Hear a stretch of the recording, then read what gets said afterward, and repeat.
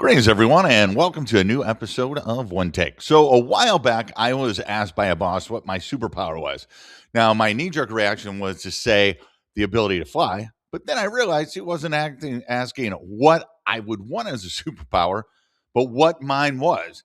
And I thought about it for a few minutes and I eventually answered it. And whereas I still think it's a cheese ass question, I think there's some relevancy to it because it got me thinking about what my actual superpower is. And what I believe that is the ability to see two sides of an equation, two sides of an argument, a situation, persona, an interaction, a reaction, whatever the situation may be. And it's ironic because most people don't. And we're taught to see that all throughout school. Think about math, any basic math, 1 + 1 = 2. One side has to equal the other.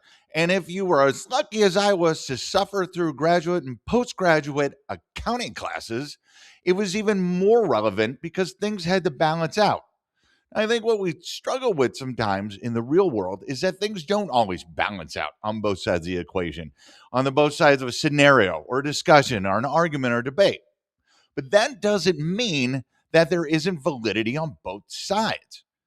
And the key is to understanding that. If you want to understand the entire picture or the entire equation, you have to be willing to see both sides, at least enough to understand where either the gap is or the mistake is by you, by them, by everyone.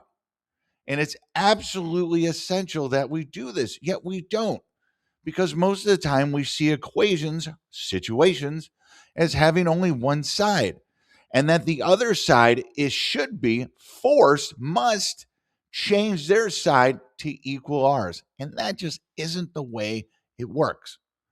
So remember, math does come in handy. Even grade school, first grade, 1 + 1 = 2 math. Remember, there are always two sides of the equation. Try your best to at least understand them.